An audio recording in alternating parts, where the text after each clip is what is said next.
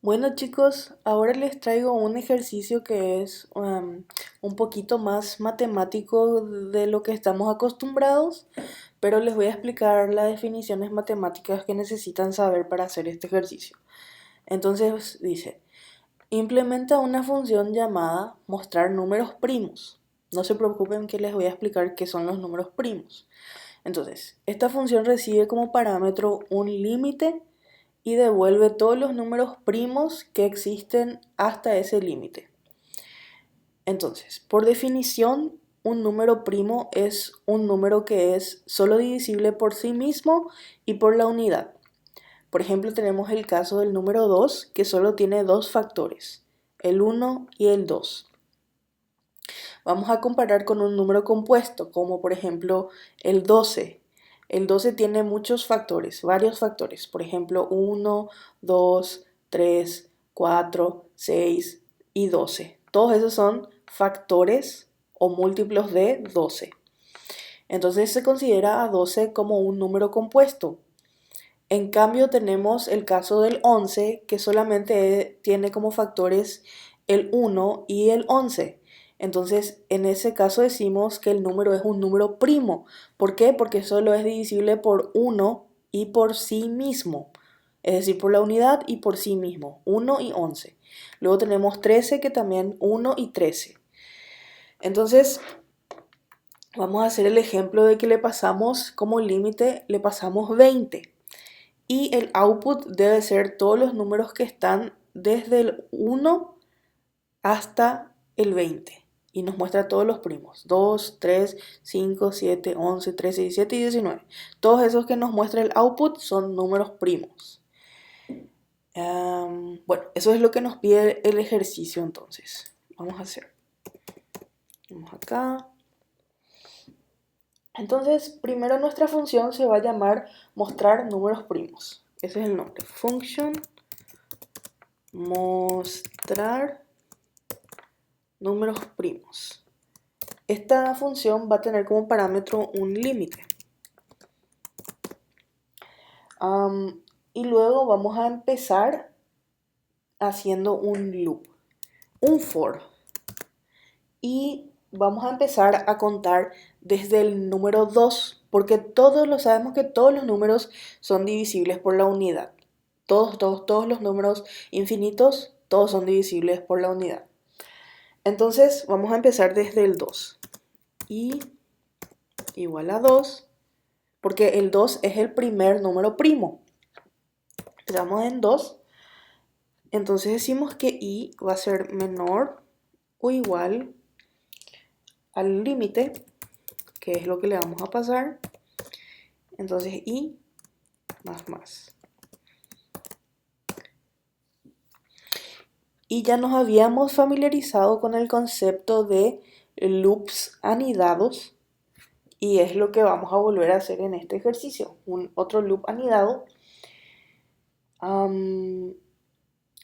Y en este caso no quiero llamarle i a nuestro número primo, le quiero llamar mejor número para tener más, a ver, número,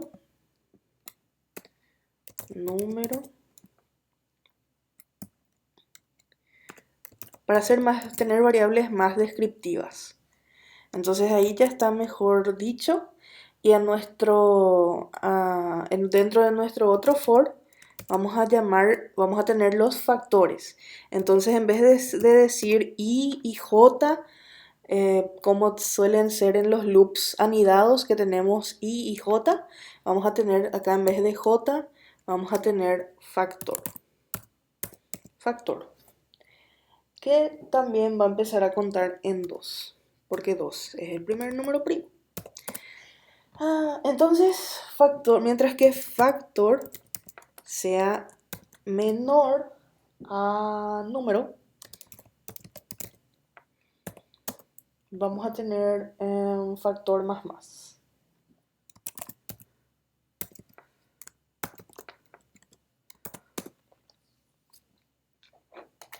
Entonces, vamos a pensar, ¿qué necesitamos ahora? Necesitamos decir, o sea, ver que el número sea primo. Para que sea primo, la variable número dividida por sus factores debe ser una división exacta igual a cero. Si tenemos factores que dan división exacta, entonces el número no es primo. Es decir, porque tiene más de dos factores, que son, vamos a ver, if, decimos número divisible por factor, si esto es igual a cero, acá, entonces en ese caso ya es falso, return false. Pero vamos a hacer uso de una variable que le vamos a llamar let es primo, que va a ser true. Entonces acá en vez de retornar falso, vamos a hacer que es primo va a ser falso, false, y luego hacemos un break. Como es falso, queremos salir de ese loop, break. Y entonces, una vez que nos dimos cuenta que ese número no es primo, no queremos imprimir ese número. Pero si el número sí es primo, es decir, if es primo, si es primo es verdadero, entonces queremos hacer console log de número. Entonces con eso ya tenemos resuelto el ejercicio. Déjenme probar con mostrar números primos. Le pasamos el ejercicio pedía 20. Y como pueden ver, acá tenemos 3, 5, 7, 9, 11, 13, 15, 17, 19. Pero por... esto está repitiendo demasiadas veces porque esto vamos a tener que hacer fuera de este for loop. Es decir, a este nivel. Es primo, console log número. Ahí está. Entonces tenemos 2, 3, 5, 7, 11, 13, 17 y 19. Si hacemos, por ejemplo, con límite 10, debería darnos 2, 3, 5, 7. Está bien. Entonces, está bien. Con eso está resuelto el ejercicio, pero podemos optimizar un poco más dividiendo la funcionalidad en dos funciones diferentes, porque estamos haciendo de nuevo dos tareas dentro de la misma función. Entonces podemos extraer la funcionalidad donde, donde calculamos si el número es primo. Entonces vamos a hacer una apartado acá, function es primo. Entonces es primo va a recibir como argumento un número. Y esta función es primo lo que queremos hacer es que nos diga si el número es primo o no. Entonces vamos a agarrar esto de acá, esto, y vamos a mover ahí.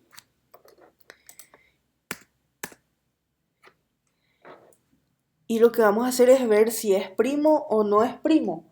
Entonces, en vez de tener una variable que diga es primo, simplemente podemos hacer que acá, en vez de devolver otra vez esa variable, podemos hacer que acá nos devuelva, en vez del break y es primo, simplemente acá retornamos, return false. En ese caso retornamos falso y por último retornamos, si es que es primo, retornamos true.